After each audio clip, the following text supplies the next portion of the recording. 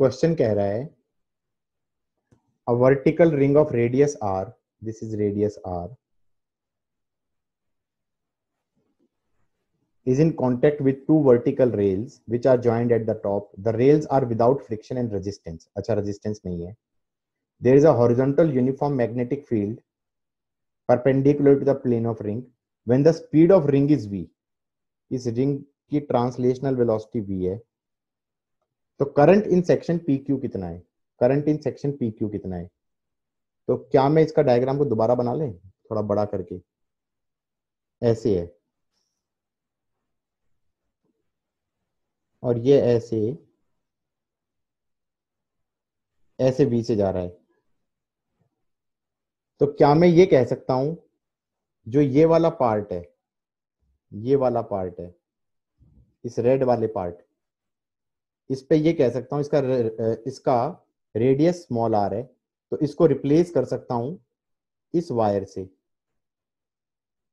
और इस वायर की वेलोसिटी v हो गई, v ऐसे है, b अंदर की तरफ है, v क्रॉस b करूंगा तो बैटरी ऐसे बन जाएगी, और ये बैटरी कितनी बनेगी? b, l हो गया 2r, वेलोसिटी हो गया v।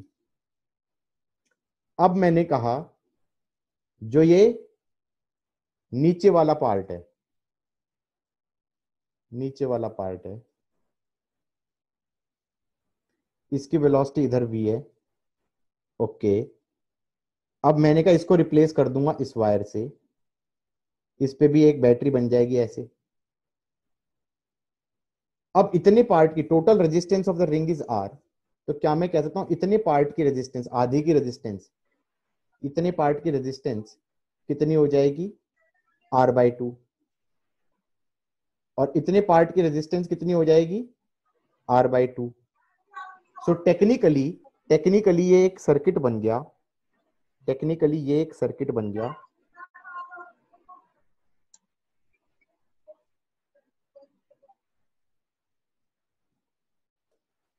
ये E है, ये r/2 है, ये E है, ये r/2 है।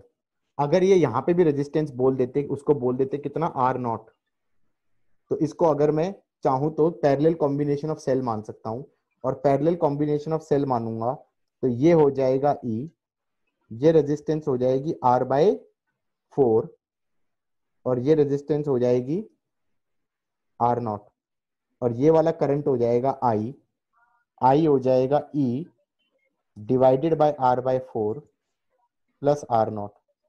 अब ये मत कहना कि हमें ये E कैसे बोल दिया हमने और ये r/4 कैसे बोल दिया, क्योंकि ये तो हमने करंट इलेक्ट्रिसिटी में पढ़ा था कि हमारे पास पैरेलल कॉम्बिनेशन ऑफ सेल्स होते थे, तो उसमें ईएमएफ इक्विवेलेंट कितना हो जाता था? E1 by r1 plus E2 by r2 upon 1 by r1 plus 1 by r2। याद आ रहा है? ये r1 है, ये E1 है, ये r2 है, ये E2 है, तो हमारे पास ये E इक्विवेलेंट होता था। E इक्विवेलेंट सेम ही आ जाएगा E के बराबर, अगर r1 r2 बराबर है तो। और उसका R इक्विवेलेंट क्या होता था? r1 r2 upon r1 plus r2। हाँ या ना? एक तरीके से इस r/2 को इंटरनल रेजिस्टेंस मान लो ना बैटरी की, इसको इंटरनल रेजिस्टेंस मान लो, तो मैं कहूंगा ये करंट कितना हो जाएगा? I हो जाएगा E बाय r/4, r0 0 दिया हुआ है, E हो गया था B 2rv divided by r/4।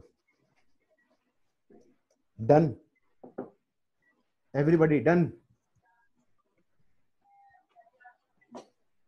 भाई टफ था क्या गाइस?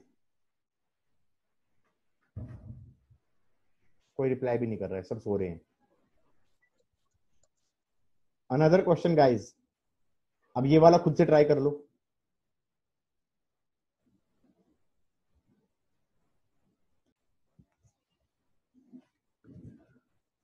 इस क्वेश्चन में क्या करना है?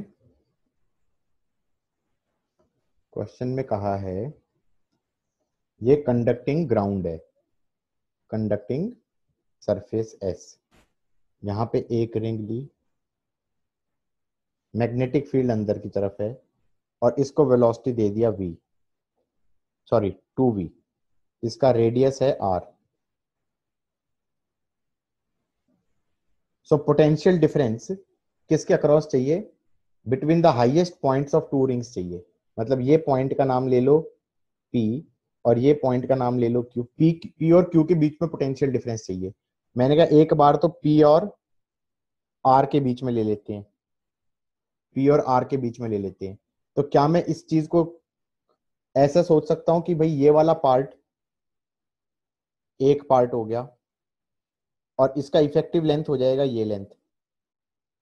अब velocity perpendicular to length perpendicular to magnetic field, तो V क्रॉस B किया तो बैटरी बन जाएगी इस प्रकार की। और ये बैटरी कितनी बनेगी? B L हो गया 2R और V हो गया 2V। अब जो राइट साइड वाला है ये वाला पार्ट, इस पे भी बैटरी बनेगी, इसकी भी इफेक्टिव लेंथ यही होगी, ये सेम बैटरी बनेगी। क्या मैं कह सकता हूं these are two cells in parallel? These are two cells in parallel. So technically cell क्या बन जाएगा? एक ही बन जाएगा ऐसे, सेम PR। ये हो जाएगा B 2R 2V। अब राइट साइड वाला है, राइट साइड वाला ऐसे जा रहा है V से और उसका रेडियस है 2R। अब इसका नाम ले लिया Q, इसका नाम ले लिया मान लो S।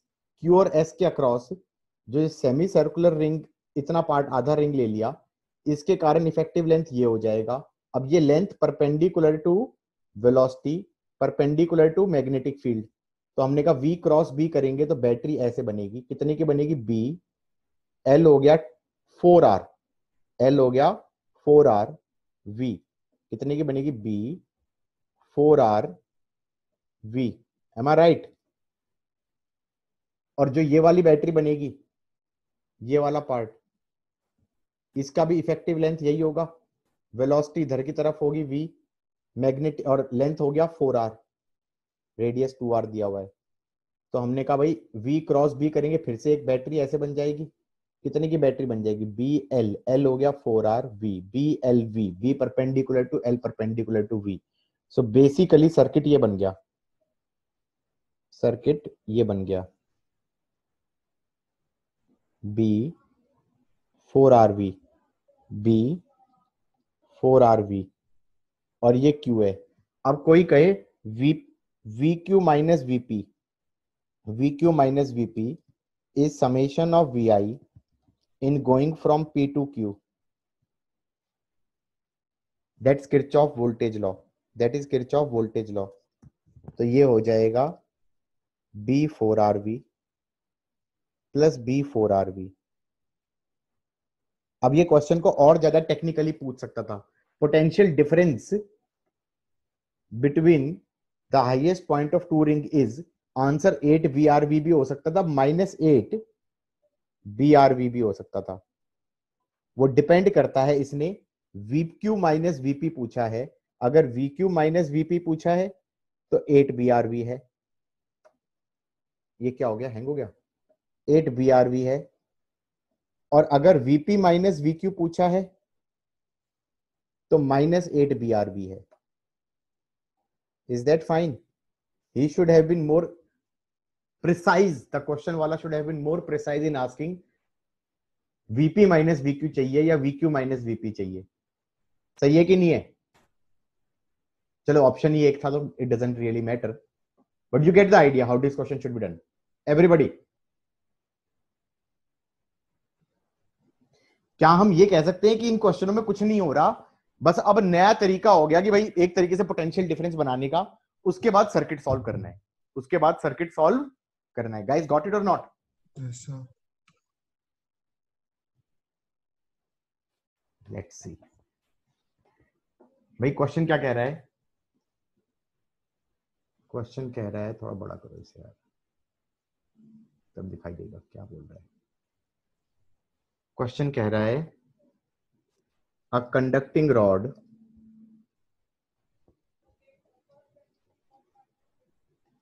AB of mass m slides without friction over two long conducting rails separated by a distance L.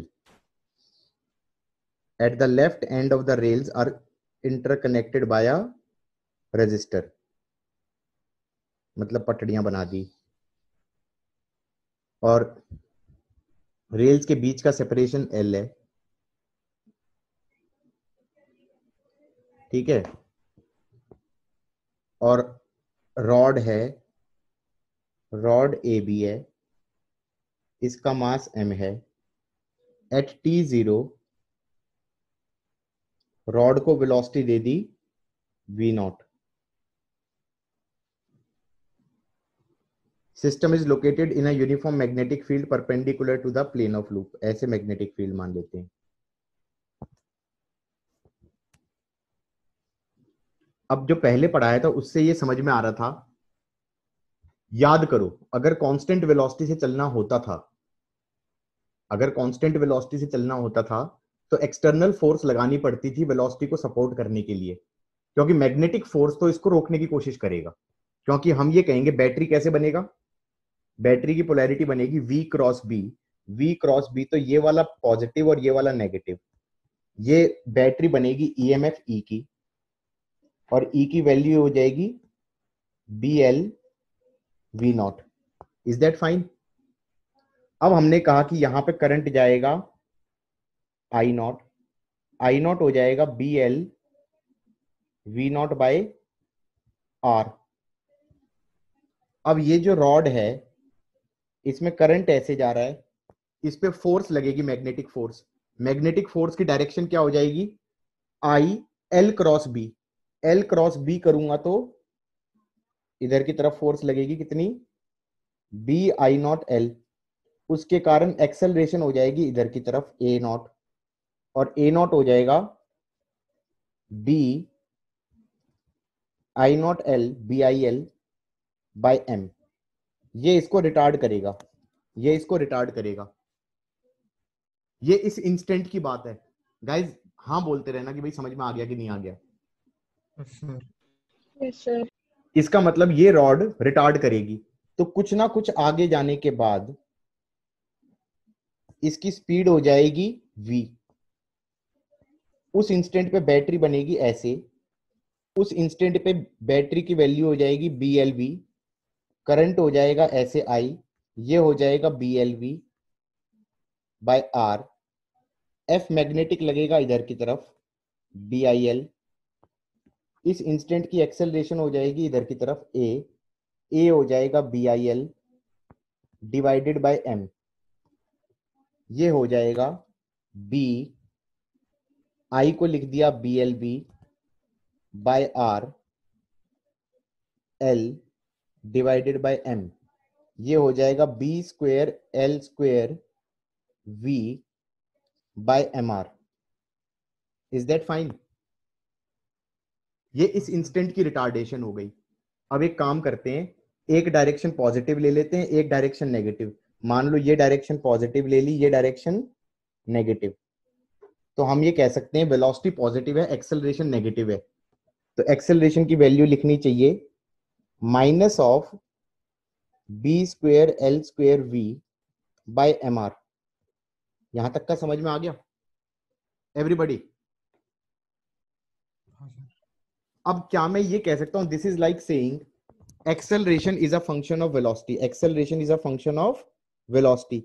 इससे इंटीग्रेट करके मैं velocity as a function of time भी जा सकता हूं, और velocity as a function of X भी जा सकता हूं, और उसके बाद मैं चाहूं तो X as a function of time भी जा सकता हूं। ये हमने काइनेमेटिक्स में पढ़ा था। किस किस को ये याद आ रहा है? क्षितिज, क्षितिज है? याद है सर। याद है ना? Yes sir. तो ये तो एक तरीके से, अब ये मैकेनिक्स का क्वेश्चन है या नहीं है? इसने देखो क्या पूछा है, इसने पूछा है कितना डिस्टेंस चलेगा जब तक ये रुक ना जाए, रिटार्ड करते करते रुक ही जाएगा आखिरकार, हाँ या ना? और फिर ये कहेगा कि कितनी हीट जनरेट हुई रजिस्टर में ड्यूरिंग दिस होल प्रोसेस। ये भी समझ में आ गया कि ये दो चीजें पूछी हैं, मतलब मेरे ख्याल से तो ये एक्सटी तक जाने की बात कर रहा है। क्या मैं ये कह सकता हूं, एक काम करते हैं, इस कांस्टेंट को कुछ मान लेते हैं के, तो एक्सेलरेशन हो गई माइनस KV, इसको लिख दूंगा dV by dt, acceleration is dV by dt। तो हम ये कह देंगे dv by v is minus of k dt। अच्छा ये तो समझ में आ रहा है ना कि ये रुकना चाहिए, क्योंकि अगर अगर ये चलता रहता तो हमें कांस्टेंट फोर्स लगानी पड़ती वेलोसिटी की डायरेक्शन में b i नॉट l के बराबर, हाँ या ना? तभी ये एक्सटर्नल फोर्स एनर्जी देता रहता सो दैट कि इसका वेलोसिटी मेंटेन हो पाता। अगर तुमने एक्सटर्नल फोर्स नहीं लगाई तो अल्टीमेटली ये रिटार्ड मारेगा, रिटार्ड मारते मारते रुक जाएगा, हाँ या ना? हमने कहा इनिशियल वेलोसिटी है v naught at time t0, velocity हो गई v एट टाइम t।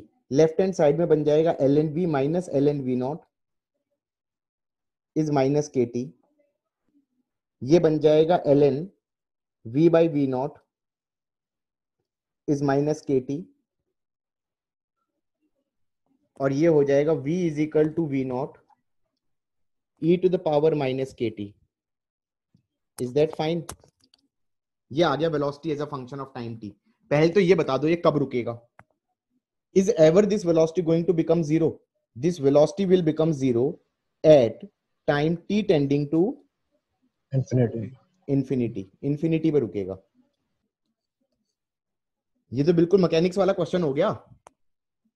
अब जो ये velocity as a function of time t आया है, इसको लिख दो dx by dt। इसको लिख दो dx is equal to v not E to the power minus के t into d t. Limit क्या डालेंगे? इनिशियली जहां से चालू हुआ था उसको बोल दिया x0 at time t0, location is x at time t। तो लेफ्ट हैंड साइड का इंटीग्रल तो x ही आ गया, और राइट हैंड साइड पे आ जाएगा v not E to the power minus के टी डिवाइडेड बाय माइनस के।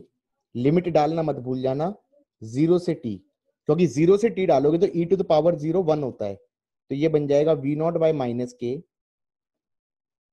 e to the power minus kt minus e to the power 0 is 1।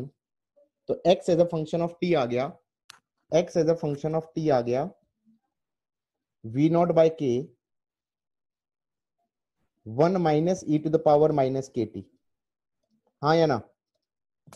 अब ये कितना चल के रुकेगा? ये रुकेगा t इंफिनिटी पे। तो x की वैल्यू कितनी आ जाएगी एट इंफिनिटी? ये आ जाएगा v नॉट बाय k। हाँ, और बाद में k की वैल्यू डाल देना v नॉट। k था हमारा b square l square by M R. इतना चल के रुकेगा।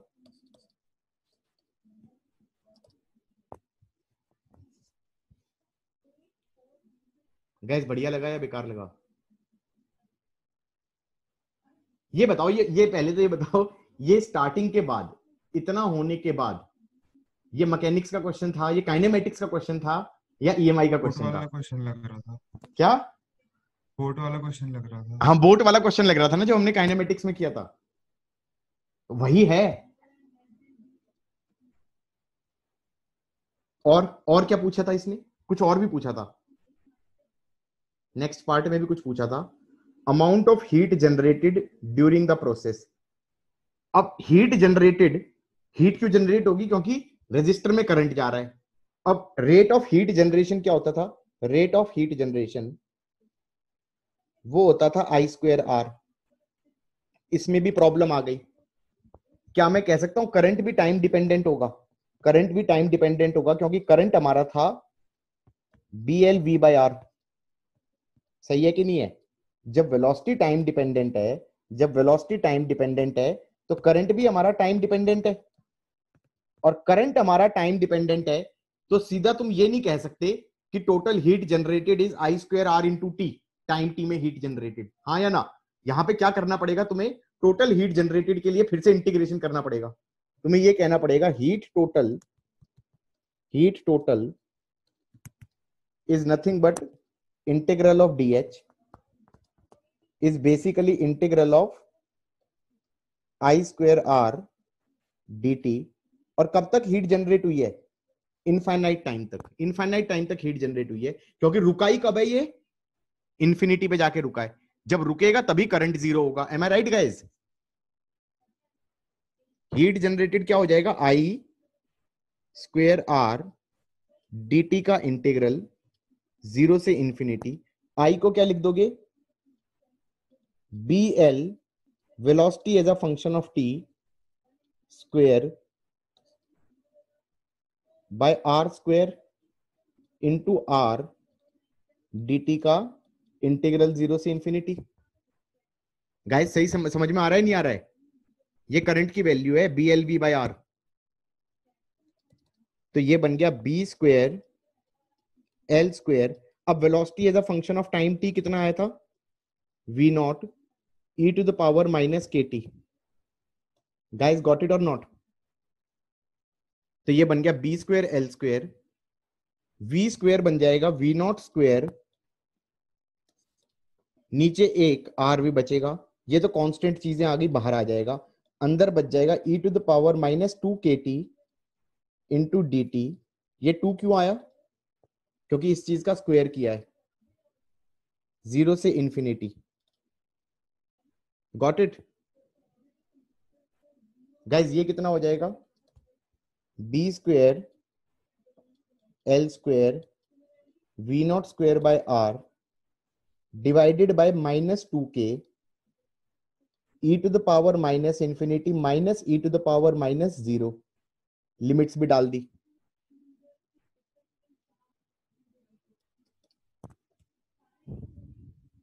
सही है? ये तो बन गया 0 और ये बन गया 1, तो माइनस साइन भी कट जाएगा इस माइनस साइन के साथ। तो आंसर बनेगा B square L square V naught square by twice R into K. K की वैल्यू क्या थी, B square L square by M R. तो के हटा दिया, उसकी जगह लिख दिया B square L square by M R. B square L square cut गया, ये वाला आर भी कट गया, and total heat generated is half M V naught square. ये थोड़ा सा फ्रूटलेस सा काम हुआ, क्योंकि इसका आंसर मेरे ख्याल से, मुझे तो पहले से पता था। क्यों पता था? इनिशियली काइनेटिक एनर्जी थी, कम होती जा रही है, कम होती जा रही है, कम होती जा रही है, रिटार्ड होता जा रहा है, हीट जनरेट होती जा रही है। यार जब एंड में जाके रुक गया तो सारी काइनेटिक एनर्जी कहां चली गई, कहां चली गई भाई? हीट में। हीट में है कि नहीं है?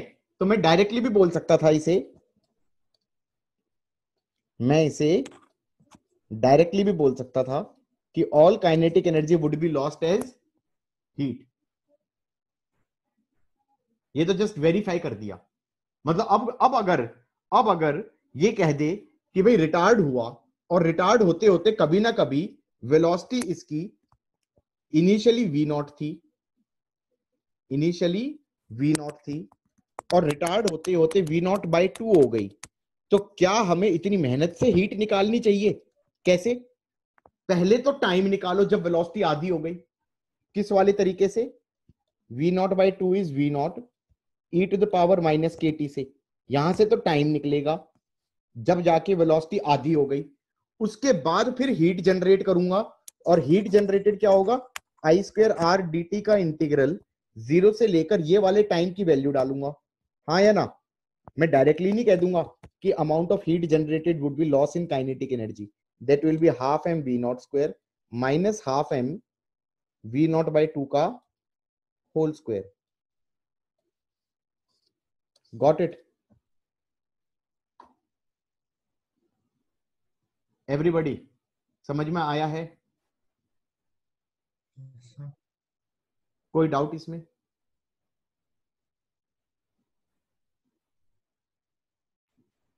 देखो इसी टाइप का क्वेश्चन क्या बन सकता है, इसी टाइप का क्वेश्चन ऐसा भी बन सकता था कि भाई ये सर्कुलर ट्रैक दे दिया, मैग्नेटिक फील्ड अंदर दे दी, मैग्नेटिक फील्ड अंदर दे दी, फ्रिक्शनलेस ट्रैक है, एक रॉड लिया, यहां पे हिंज किया, यहां पर आउट ऑफ द प्लेन एक रेजिस्टर लगा दिया, और इस रॉड का मास m है, इसका लेंथ l है। टाइम t0 पे, टाइम t0 पे इसको एंगुलर वेलोसिटी दे दी omega not, omega not, am I right? तो what is the amount of heat generated till it stops?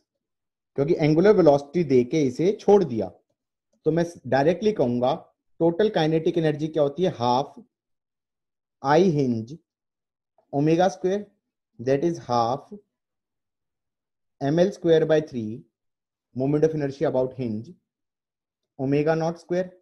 ये सारी काइनेटिक एनर्जी हीट में जनरेट हो जाएगी, डायरेक्टली बोल दिया।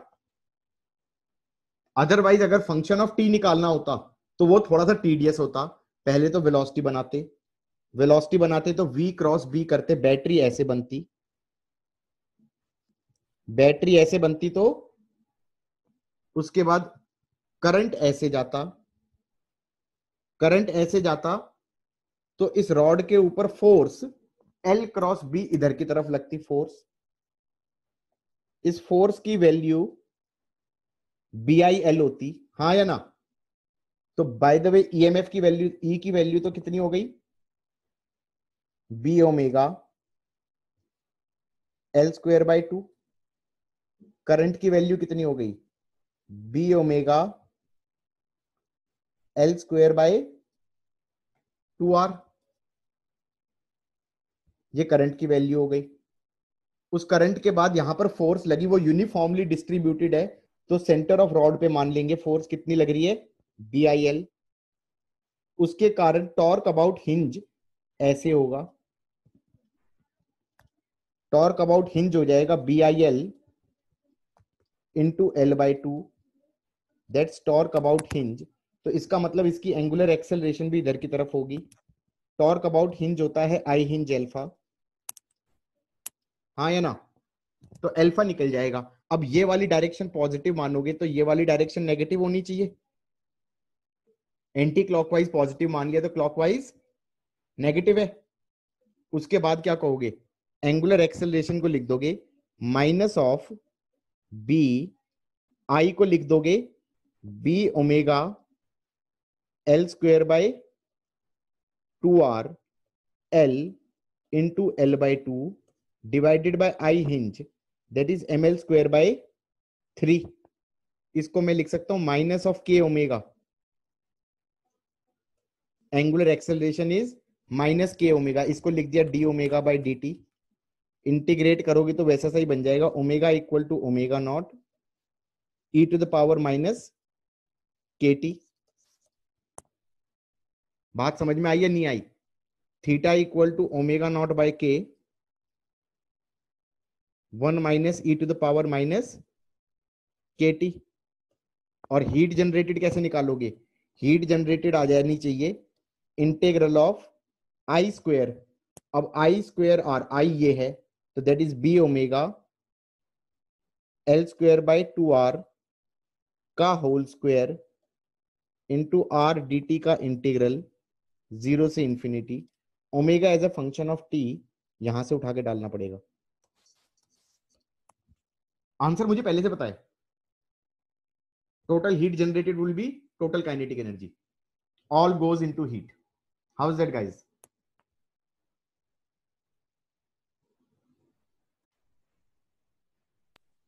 Guys, by the way, ये एनसीईआरटी का क्वेश्चन है, इस टाइप का क्वेश्चन एनसीईआरटी में भी है, that's what I mean. Question कह रहा है, अब फिगर दिया नहीं हुआ, क्वेश्चन कह रहा है एक इनफाइनाइटली लॉन्ग वायर है, इनफाइनाइटली लॉन्ग वायर है जिसमें करंट आई जा रहा है, उसके बाद बगल में एक स्क्वायर फ्रेम है,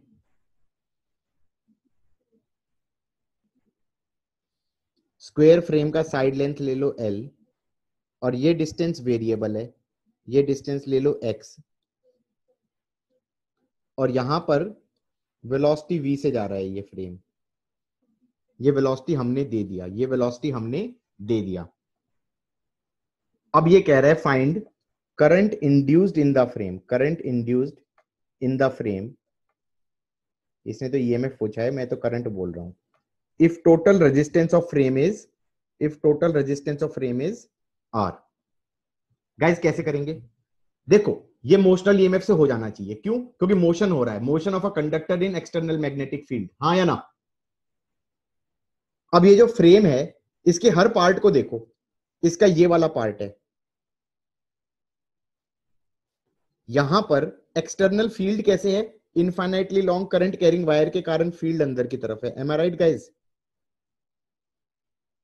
इसकी वेलोसिटी ऐसे है,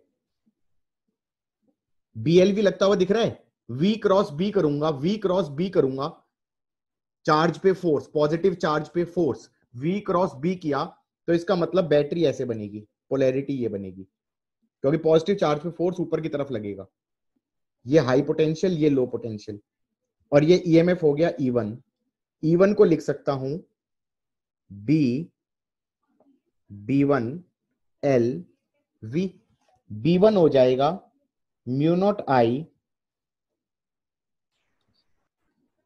upon 2πx into LV, got it और नॉट? अब ये वाला पार्ट उठा लो भाई, एक एक पार्ट को उठाना पड़ेगा, मैंने ये वाला पार्ट उठा लिया, इस वाले पे ईएमएफ इंड्यूस होगा, लेंथ L है, मैग्नेटिक फील्ड नॉन यूनिफॉर्म है, लेकिन वेलोसिटी इधर है, नहीं होगा। नहीं होगा, क्योंकि मैंने कहा था BLV लगाते हुए B perpendicular to L perpendicular to V होना चाहिए, यार यहां पे तो लेंथ और वेलोसिटी पैरेलल हो गए, फिर जीरो हो गया, हाँ या ना? याद करो पिछला जो क्वेश्चन कराए थे पिछली क्लास में, उसमें वेलोसिटी Yes, sir. इस प्रकार दिया था, तब था, हाँ या ना? अभी नहीं है, तो इस पे ईएमएफ जीरो हो गया। अब इस वाले पार्ट पे मैग्नेटिक फील्ड ऐसे है, वेलोसिटी इधर है, V क्रॉस B किया तो ईएमएफ ऐसे हो जाएगा E2, E2 की वैल्यू हो जाएगी B2 LV, B2 हो जाएगा mu not I upon 2πx plus L into LV, ये E2 हो गया, इस वाले पे ईएमएफ जनरेटेड जीरो हो जाएगा। तो क्या मैं ये कह सकता हूं कि ये जो क्वेश्चन है इसमें सर्किट कैसा बन गया? It's like a single loop circuit and इसकी टोटल रेजिस्टेंस R है, ये E1 है, ये E2 है, इस R के अक्रॉस कहें तो ये सीरीज कॉम्बिनेशन ऑफ सेल्स है, और इसमें E1 वाला डोमिनेट कर रहा है, E2 वाला छोटा है, क्योंकि यहां पर नीचे आ रहा है, यहां पर नीचे X आ रहा है, तो ये वाली ओवरऑल क्वांटिटी बड़ी है, तो मैं कहूंगा करंट इंड्यूस इस डायरेक्शन में हो जाएगा, और करंट इंड्यूस की वैल्यू हो जाएगी E1 minus E2 divided by R, got it और नॉट? इसने क्या पूछा था? इसने पूछा था ईएमएफ इंड्यूस्ड नेट, तो इसने सिर्फ E1 माइनस E2 की वैल्यू पूछी थी, मैंने करंट इंड्यूस की वैल्यू पूछी है कि induced current would be nothing but E1 minus E2 divided by R, so this will be mu naught I upon 2πx LV minus mu naught I upon 2π x plus L LV divided by R, got it? Done.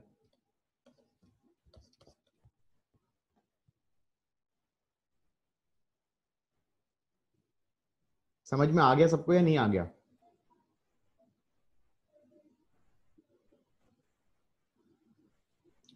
If you have any doubt, now is the correct time to ask.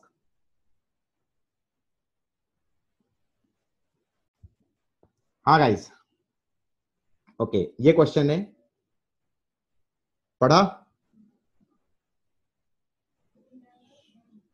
A wire bent as a parabola, y is equal to ax square parabola है, is located in a uniform magnetic field of induction B, the vector B being perpendicular to the plane xy, ठीक है, at a moment t0 a connector starts sliding translation wise from the parabola apex, यहां से with a constant acceleration, भाई ये एरोडोव की ना खासियत है, एक्सेलरेशन हमेशा W से बोलेगा वो, एक्सेलरेशन ले लो a हैप्पी, और पैराबोला की इक्वेशन ले लो y equal to K X square.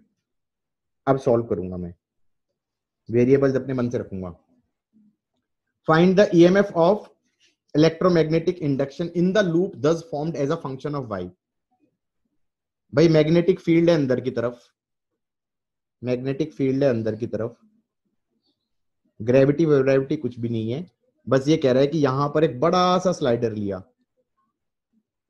यहां पर एक बड़ा सा स्लाइडर लिया, और इस स्लाइडर की इनिशियल वेलोसिटी 0 है टाइम t 0 पे, और ये कह रहा है ऊपर एक्सेलरेट करना चालू हो गया a से।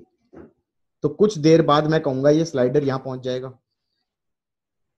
अब ये कह रहा है इस पूरे लूप में ईएमएफ इंड्यूस बताओ। मैंने कहा भाई देखो ऐसा है, यहां पे पहुंचेगा टाइम t पे, लोकेशन हो गई इसकी y, यहां पर इसकी वेलोसिटी हो जाएगी v। मोशनल ईएमएफ से ही कर देंगे क्योंकि मोशन के कारण ईएमएफ जनरेट हो रहा है, मैग्नेटिक फील्ड ऐसे है। इस पूरे लूप में इस ब्लू वायर पे तो ईएमएफ इंड्यूस ही नहीं होगा क्योंकि इसकी वेलोसिटी तो 0 है, इसकी वेलोसिटी तो 0 है। बस ये रेड वाला पार्ट है, इस पे ईएमएफ इंड्यूस होएगा क्योंकि this is a conductor moving in external magnetic field. अब यहां पर V क्रॉस B करूंगा, V क्रॉस B करूंगा तो बैटरी ऐसे बन जाएगी। ये लेंथ ले लिया L, ये लेंथ ले लिया L, और ये बैटरी बन जाएगी, ईएमएफ बन जाएगा BLV। लेकिन इसने कुछ पूछा होगा, इसने कहा है ईएमएफ निकालो as a function of y। कहना इसे v as a function of y is v square is u square plus 2as। v as a function of y is, third equation लगा दी, एक्सेलरेशन कांस्टेंट दी है ना, root 2ay।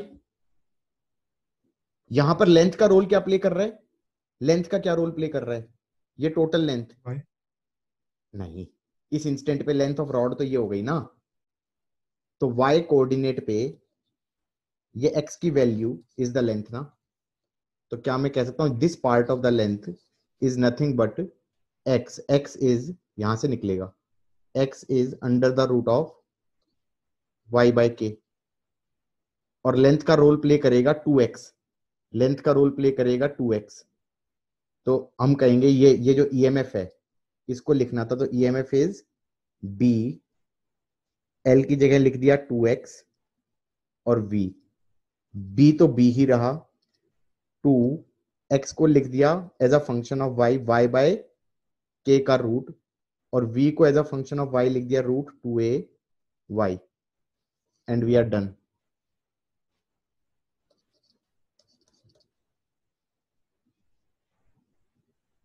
Now was this tough? किसी को समझ में ना आया हो तो now is the time to say something. Sir ये v square is equal to 0 square plus 2ay वाला पार्ट। भाई इसने कहा है कि ये रॉड है, ये एपेक्स से भागनी चालू हुई, एक्सेलरेशन यहां पर, यहां से चालू हुई, ये रॉड एक्सेलरेशन W से भाग रही है, सही है। जब ये ठीक है। यहां पहुंचेगी तो इसकी वेलोसिटी आ जाएगी v, और यहां पर डिस्प्लेसमेंट हो गया y। अब यहां पर मैं वेलोसिटी लिख सकता हूं v square equal to u square plus 2as, 2a और s हो गया y, तो ये आ गया v as a function of y। यहां पर ईएमएफ इंड्यूस कितना होगा, कहां पर ईएमएफ इंड्यूस होगा, इसने कहा है इंडक्शन इन द लूप बताओ। इस लूप पे इंड्यूस्ड ईएमएफ पूछ रहा है, कौन से लूप पे, कलर कुछ डिफरेंट सा लेते हैं, कुछ ब्राइट सा कलर लेते हैं। इस लूप पे इंड्यूस्ड ईएमएफ पूछ रहा है। क्या मैं ये कह सकता हूं ये नीचे कर्व्ड पार्ट पे तो इंड्यूस्ड है ही नहीं, मोशनल ईएमएफ से हमें समझ में आ रहा है कि इस रॉड पे इंड्यूस्ड होगा। इस रॉड पे लूप पे पूछा है तो कौन से पार्ट पे पूछा है, इतने पार्ट ऑफ रॉड पे पूछा है, इतने पार्ट ऑफ रॉड की लेंथ निकालनी होगी। इसकी लेंथ किससे निकल जाएगी, इक्वेशन ऑफ पैराबोला से। इसने कहा है कि y equal to A X square है, तो ये लेंथ x है, ये कोऑर्डिनेट y है, this is the point on parabola, तो ये भी x होगा, तो लेंथ का रोल क्या प्ले करेगा 2x। तो x कितना हो गया, root of y by A into में ट्वाइस, ये लेंथ हो गया BLV, B L and V, and we are done. और डायरेक्शन वेलोसिटी ऐसे है, मैग्नेटिक फील्ड अंदर की तरफ है, तो हमने कहा V क्रॉस B, तो फोर्स लगेगा ऐसे। हो गया? ठीक है सर।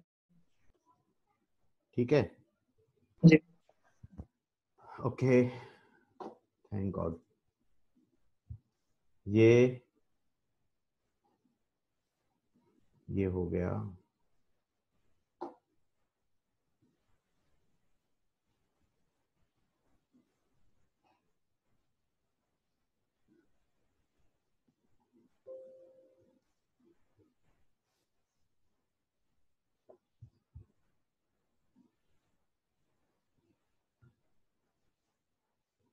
ये क्वेश्चन है,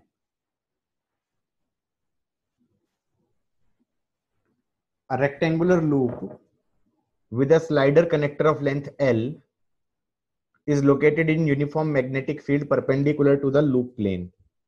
ठीक है, और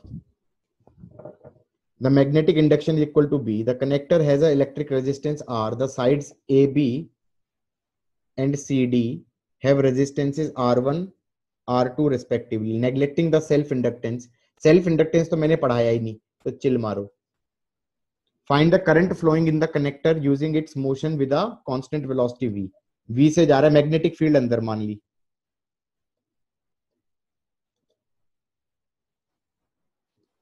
V क्रॉस B किया तो बैटरी ऐसे बन गई। तो क्या मैं कह सकता हूं कि ये एक क्वेश्चन हो गया जिसमें ये सर्किट हो गया।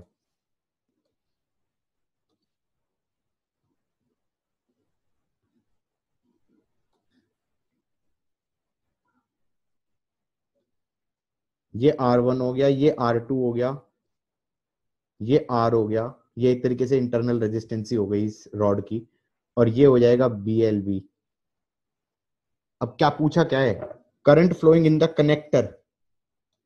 ये बीच वाले स्लाइडर भी पूछा है ना, इसी को कनेक्टर बोल रहे हैं ना, हाँ स्लाइडिंग कनेक्टर। तो इसमें करंट पूछा है। क्या मैं कह सकता हूं R1 और R2 हो गए पैरेलल में, उसके साथ R हो गया सीरीज में, तो हम कहेंगे करंट हो जाएगा, ये वाला करंट हो जाएगा BLV divided by R1 R2 upon R1 plus R2 plus R। अब ये मत कहना कि हमें दिखाई नहीं दे रहा, R1 R2 पैरेलल में है और उसके साथ R सीरीज में है। अगर ऐसी दिक्कत है तो मैं कहूंगा revise DC circuits, revise DC circuits का चैप्टर हो गया।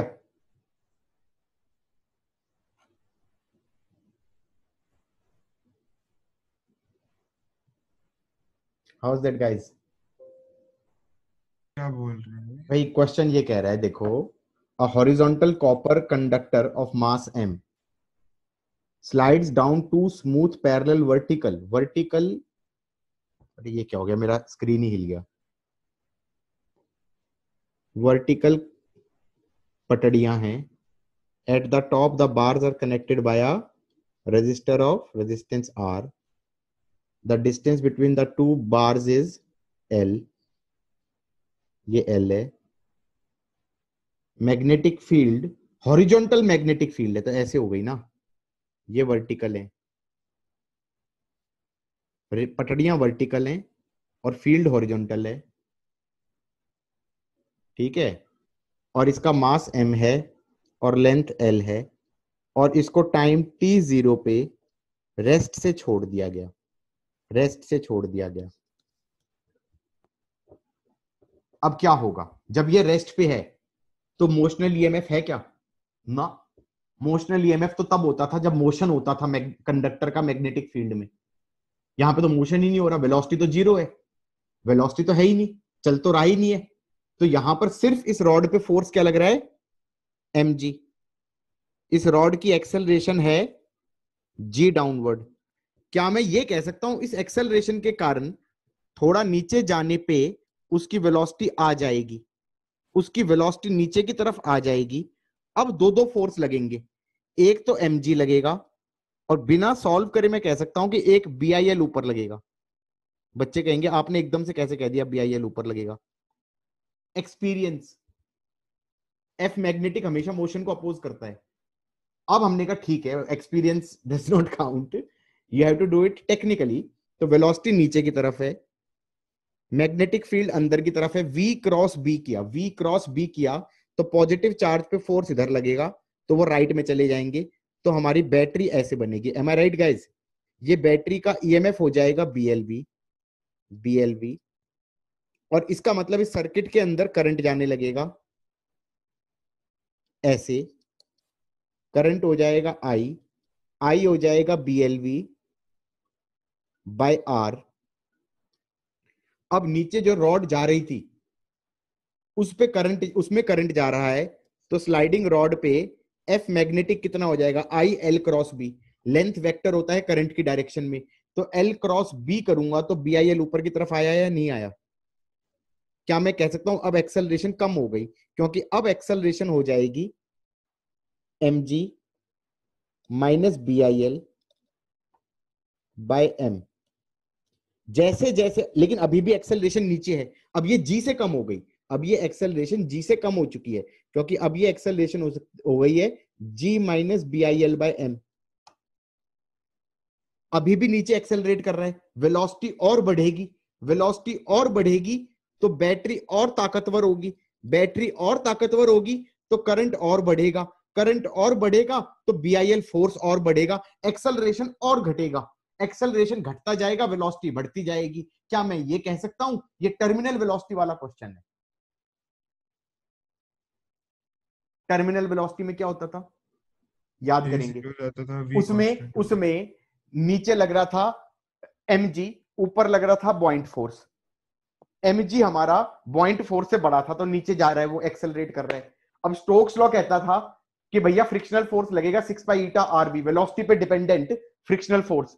अब फ्रिक्शनल फोर्स बढ़ता जाएगा जितना ज्यादा वेलोसिटी बढ़ती जाएगी, तो हम ये कह सकते हैं कि नीचे लग रहा था mg, ऊपर था बॉइंट फोर्स, तो mg पॉइंट से बड़ा था, लेकिन ऊपर फ्रिक्शन भी आ गया और फ्रिक्शन बढ़ता जा रहा है, तो एक पॉइंट पे आके जब एक्सेलरेशन 0 हो जाए तो वेलोसिटी कांस्टेंट हो जाएगी। M I right guys?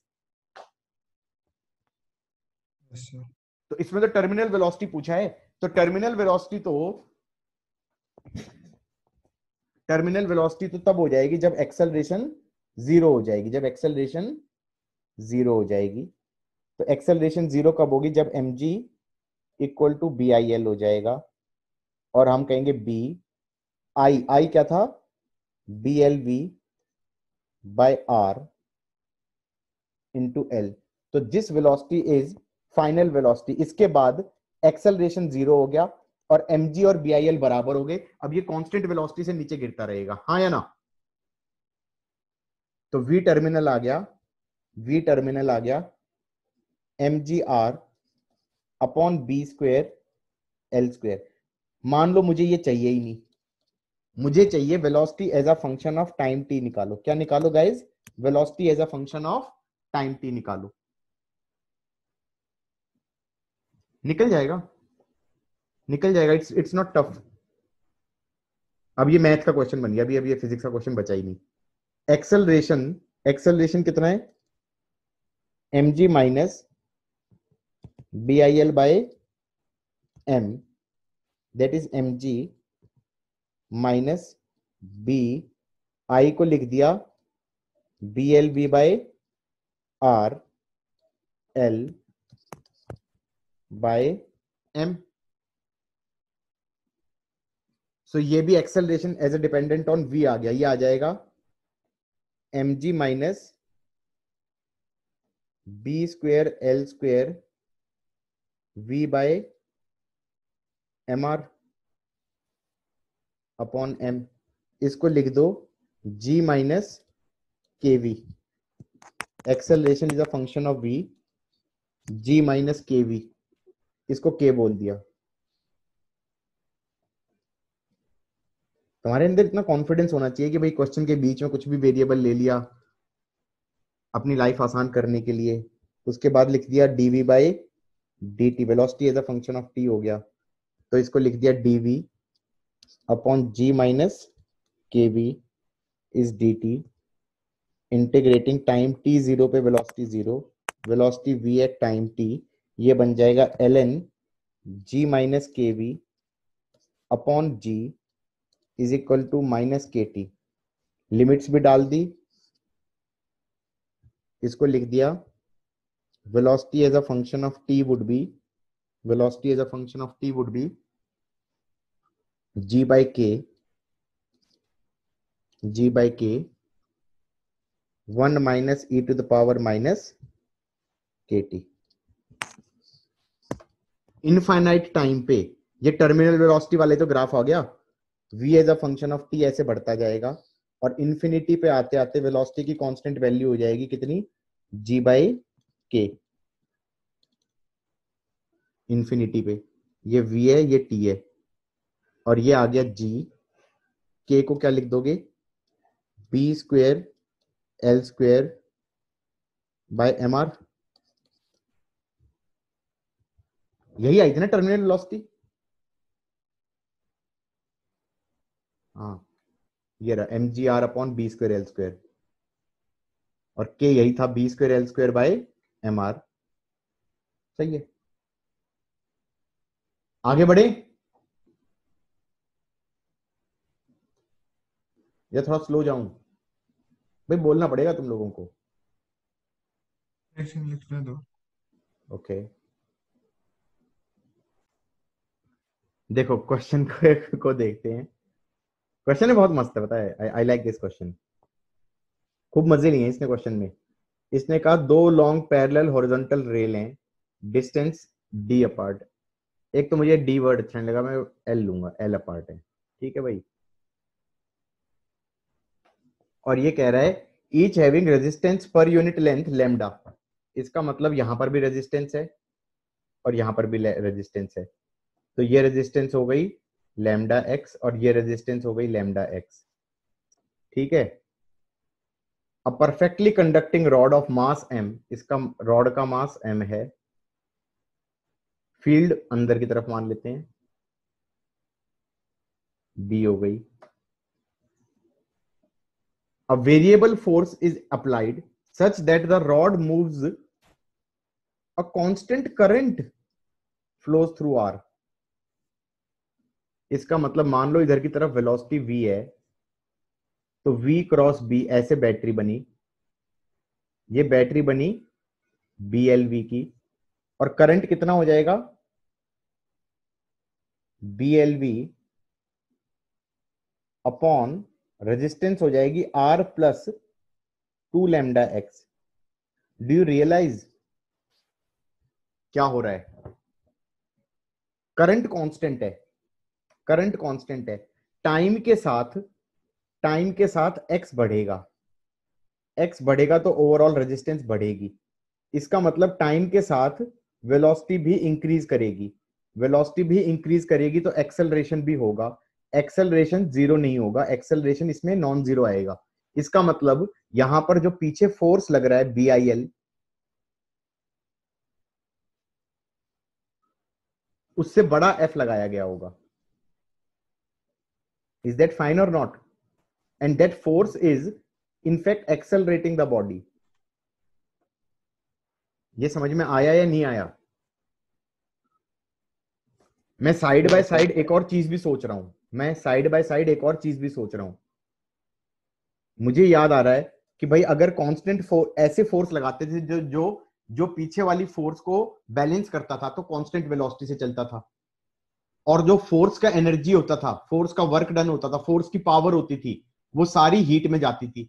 अब ऐसा नहीं हो रहा होगा, फोर्स का वर्क डन का कुछ पार्ट तो हीट में जा रहा होगा और कुछ पार्ट काइनेटिक एनर्जी बढ़ाने में भी जा रहा होगा। ये फील आ रही है नहीं आ रही है? क्योंकि काइनेटिक एनर्जी इसकी बढ़ती जाएगी, क्योंकि वेलोसिटी इस रॉड की बढ़ती जाएगी। M I right guys? ये सबको समझ में आया कि नहीं आया? Do you realize Yes, by sir. do you realize by conservation of energy, I can say the amount of energy per second provided by F, उसका कुछ पार्ट तो चला जाएगा हीट में, that will be I square R plus 2 lambda x, plus rate of gain of kinetic energy of the rod, rate of gain of kinetic energy of the rod. ये power हो गया, ये basically power हो गया। ये तो ऐसे ही सोच लिया बगल में कि भाई आई थिंक ये सेकंड वाले पार्ट में यूजफुल हो सकता है। एनीवे क्वेश्चन तो हो चुका है, क्वेश्चन तो हो चुका है। क्वेश्चन कैसे हो चुका है, यहां से v as a function of x आ गया। v as a function of x कितना आ गया, i by B L r plus 2 lambda x। v as a function of x आ गया तो acceleration as a function of x आ गया। एक्सेलरेशन आ गया v dv बाई dx। ये आ जाएगा i by B L r plus 2 lambda x, ये तो v लिख दिया, into dv by dx that is i by B L, और इसको डिफरेंशिएट कर दें विद रिस्पेक्ट टू x तो ये आ जाएगा 2 लैम्डा। ये आ गया a as a function of x। तो इसने क्या पूछा था, वेलोसिटी ऑफ द रॉड बताओ as a function of x। ये पार्ट हो गया 1, और फोर्स भी निकालो as a function of x। अब एक्सेलरेशन आ गया है तो उसके बाद क्या करेंगे, F minus B I L is M A. तो F as a function of x आ जाएगा mass into acceleration as a function of x plus B I L. ये वाला पार्ट भी आ गया, डन। मैं लिख नहीं रहा, यहां पर बस a as a function of x को पुट करना, आंसर आ जाएगा। Is that fine?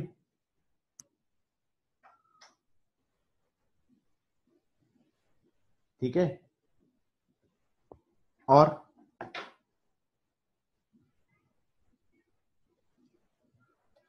कुछ और पार्ट भी पूछा था? रुक जाओ, देखा नहीं था।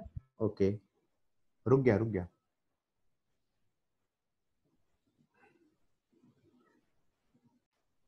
हाँ, अगला पार्ट क्या था, last part.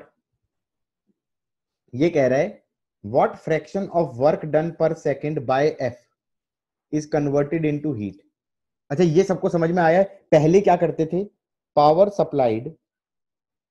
Supplied by F external used to be heat generated per second. ये याद आ रहा है कब होता था ये, जब वेलोसिटी कांस्टेंट होती थी। अब तो ऐसा नहीं कह सकता, अब तो मैं कहूंगा power supplied by F external would be equal to heat generated per second plus rate of increase of kinetic energy।